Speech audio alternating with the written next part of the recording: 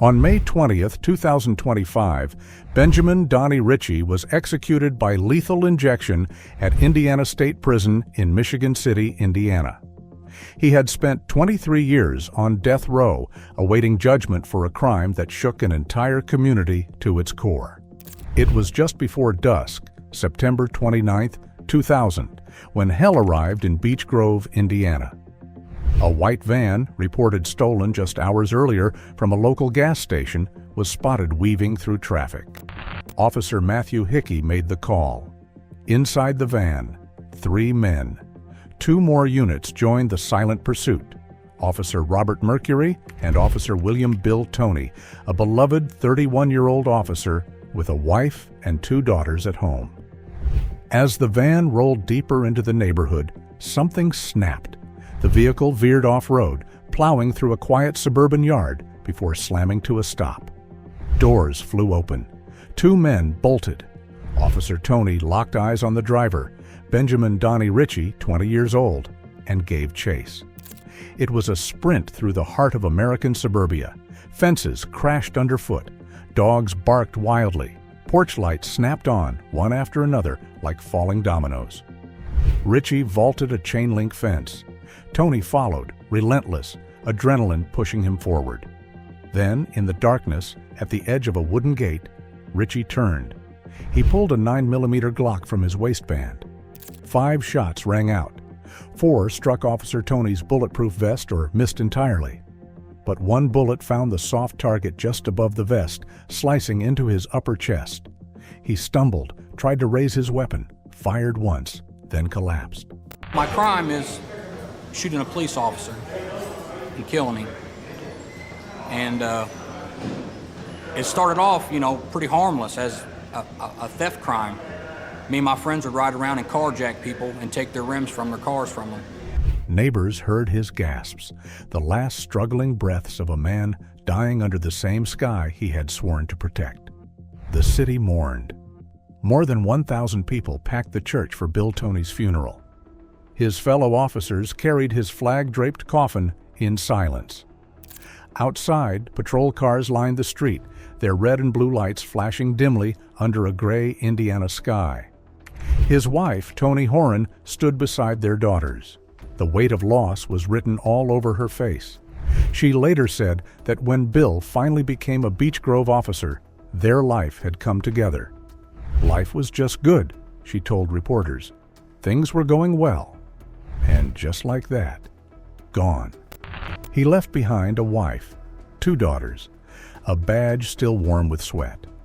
As sirens screamed through the neighborhood, Richie vanished into the night. He tossed the Glock and, strangely, a wig into a patch of brush. Why he had it, no one ever figured out. Disguise? Paranoia? Panic? The manhunt was immediate and massive. Over 100 officers, SWAT teams, K-9 units, helicopters, and roadblocks. The city barely slept. Then an anonymous tip. Ritchie was holed up at a friend's house. When officers stormed the location, they expected a standoff. A shootout. Something bloody. Instead, Benjamin Donnie Richie raised his hands.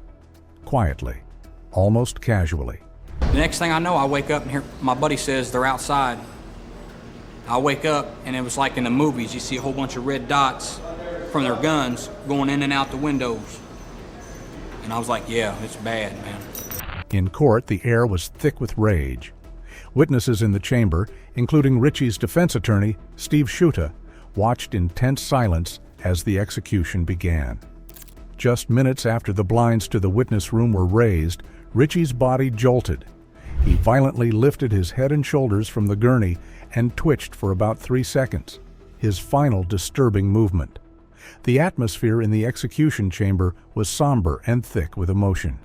For many, this was not just the end of a criminal case, it was the end of a nightmare. Among the witnesses sat the family of fallen Beech Grove police officer Bill Toney, the man Ritchie had murdered.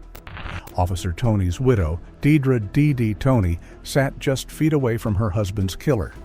Her hands were clenched white as she listened to the chilling details of Ritchie's final moments. She remembered the courtroom, The way Ritchie had laughed and rolled his eyes, mocking her pain.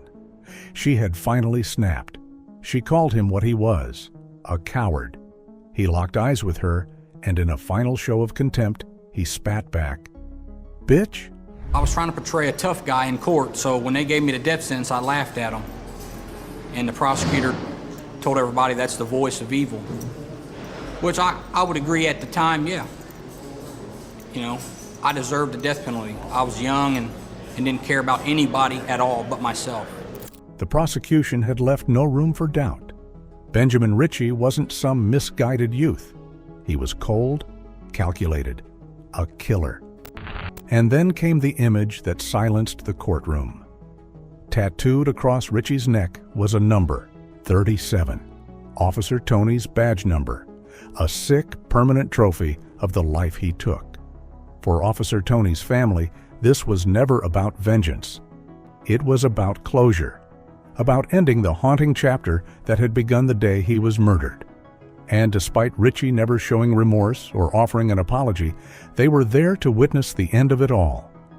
The jury took 3 hours and gave their final verdict: death with no possibility of parole. In the final months, Benjamin changed. Or maybe finally, he revealed something he'd buried. He described the night of Tony's murder as a train that left the station with no brakes. He also told, I thought maybe if I, take my gun out and fire it a couple times, it'd scare him because, he's a Beech Grove police officer. It's kind of a good neighborhood. Like, how many times has he been shot at, if that bullet would have hit. He begged for clemency. None came. Some still saw the lost boy. Others only saw the man who gunned down a cop. Governor Braun will allow the execution of Benjamin Ritchie to proceed. Ritchie was convicted of killing a Beech Grove police officer. Now, Ritchie's execution is scheduled for May 20th. Braun's decision comes after the state's parole board rejected Ritchie's clemency plea earlier today. Advocates for Ritchie argue that his fetal alcohol spectrum disorder diagnosis should disqualify him from capital punishment. But none of it was enough to save him from the consequences of his actions. His final day was eerily calm.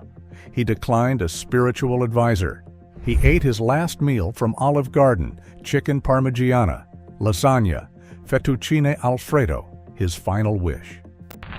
At 12:41 a.m., he was led into the execution chamber. The room was stark. Fluorescent lights buzzed over the gurney where Benjamin Ritchie lay. It felt more like an operating room than a place of death. Behind glass, the viewing room sat silent. When the curtain lifted, the quiet hit hard, just the hum of vents and the shuffle of feet. Ritchie was allowed 5 witnesses. His attorney, Steve Schutta, stood among them, unable to see his client's face. Also watching were the family of Officer Bill Tony. Now they stood witness as justice exhaled its final breath. Benjamin Donnie Richie lay still, his arms strapped down, the IV already taped to his vein. His chest rose slowly. Calm, not a flicker of panic. Barely audible through the glass, he spoke. "I love my family, my friends, and all the support I've gotten. I hope they all find peace." Shortly after the process began, Ritchie's body jolted. He lifted his head and shoulders off the gurney violently. Then, just as suddenly, he fell still. Time of death, 12:46 a.m. Was justice truly served that night in the execution chamber? Or does a life, no matter how broken or brutal, deserve a second chance? Let us know your thoughts in the comments below.